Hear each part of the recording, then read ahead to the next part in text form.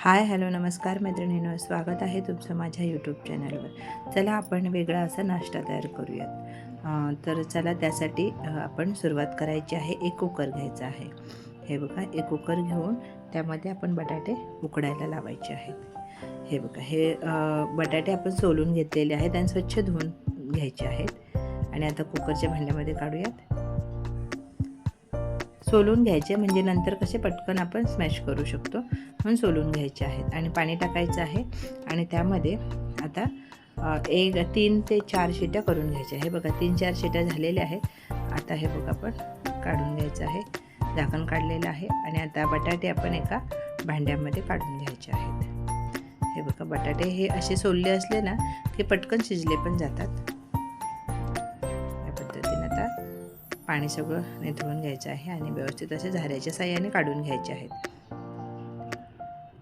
म्हणजे हे पटकन हे शिजले पण जातात आणि स्मॅश करायला पण गरम असताना आपण करू शकतो। आता हे मला टाइम नाही म्हणून मी माझ्या पटकन पाहिजे होतं म्हणून मी हे गरम हे करून घेतले, नाही तर तुम्ही थंड झाल्यावर केलं तरी काही हरकत नाही। आता हे बघा बारीक करून घेतलेलं आहे हे, आणि एका चमच्याच्या साहाय्याने सगळं व्यवस्थित मिक्स करून घेऊयात। आता हे बारीक झालेलं आहे। आता आपण ब्रेड घ्यायचा आहे आणि त्यातले पीसेस आपण काढून घ्यायचे आहेत। स्लाइस एक 4-5 स्लाइस काढून घ्यायचे आहेत। आणि आता एक मिक्सरचं भांडं घ्यायचं आहे आणि त्यामध्ये ह्या ब्रेडचे तुकडे करायचे आहेत थोडे, आणि ह्याच्यामध्ये टाकून घ्यायचे आहेत बघा या पद्धतीने, आणि मिक्सरला लावून याची भरड करून घ्यायची आहे। हे बघा या पद्धतीने। आता काय करायचं, हे अर्ध आपण ह्याच्यामध्ये टाकायचं आहे आणि अर्ध तसंच ठेवून द्यायचं आहे। ते पुढे तुम्हाला सांगते कशासाठी ठेवले ते। आता हे बघा, कांदा, मिरची, हे हिरवे मटार आहेत, फ्रोझनचे मटार आहेत। तर त्याची आपली रेसिपी पण आहे, ही मी रेसिपी पण फ्रोझन कसे करायचे तेही दाखवलेले आहे। आणि कोथिंबीर आणि आलं। आता हे बघा, खूप सारी कोथिंबीर आधी पहिले टाकायची आहे। हे मटार आहेत, मटारही टाकायचे आहेत या पद्धतीने। आणि हे मिरच्या आहेत, मिरची कमी तिखट आहे ती घेतलेली आहे मी। तुम्हाला जर तिखट पाहिजे असेल तर तिखटवाली मिरची घेऊ शकता। अद्रक घ्यायचं आहे थोडं, आणि कांदा।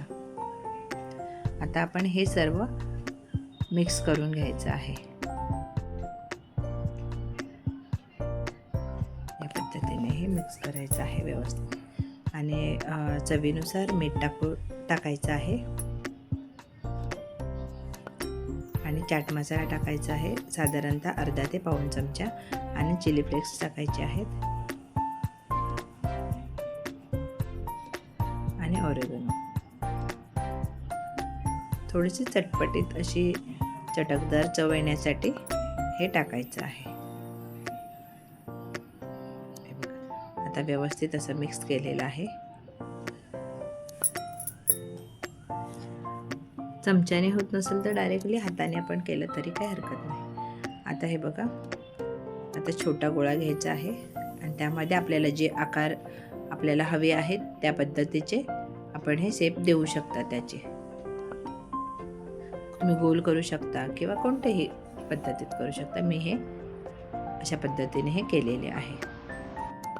हे बघा, आता सगळे या पद्धतीने आपण करून घेऊयात। हे बघा, हे केलेले आहेत आम्ही सर्व बॅटरचे। आता आपण एक ताट घ्यायचं आहे, प्लेट एखादी, आणि त्यामध्ये हे बघा अर्धा जो ब्रेडचा चुरा केलेला आहे ना ठेवलेला, तो एका प्लेटमध्ये काढून घ्यायचा आहे। आणि हे बघा, हे असं घ्यायचं आहे आणि याच्यामध्ये ठेवायचं आहे, आणि व्यवस्थित असं याला कोट करून ह्या ब्रेडने घ्यायचं आहे। ब्रेडच्या चुऱ्याने व्यवस्थित असं कोट करून घ्यायचं आहे या पद्धतीने। हे बघा, तर आपण गॅसवर एक पॅन गरम करण्यासाठी ठेवून दिलेला आहे। तो गरम होतोय तोवर आपण हे व्यवस्थित असं ह्याला ब्रेडचा चुरा कोट करून घेऊयात। हे बघा, गरम करायला ठेवलेलं आहे, त्यावर तेल टाकायचं आहे। आता हे डीप फ्राय पण करू शकता किंवा असंही फ्राय करू शकता। आता आता हे तेल सगळीकडे पसरवून घ्यायचं आहे. आणि हे बघा, आता हे एक एक कटलेट आपण सोडून घ्यायचे आहे तव्यामध्ये या पद्धतीने.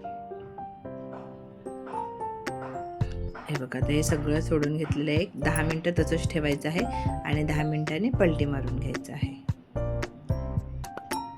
एक एक बाजू हे बघा 10 मिनिटांनी छान बारीक गॅस ठेवलेला आहे आणि त्याच्यावर एक 10 मिनटं छान एक बाजू शेकून घेतलेली आहे.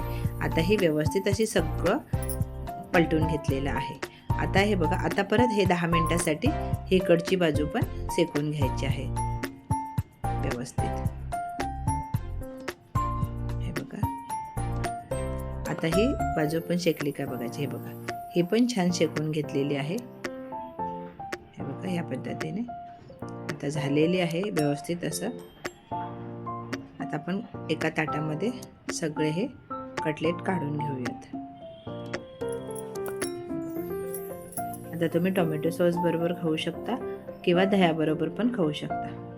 तर चला मैत्रिणींनो, वेळात वेळ काढून माझा व्हिडिओ पाहिल्याबद्दल धन्यवाद.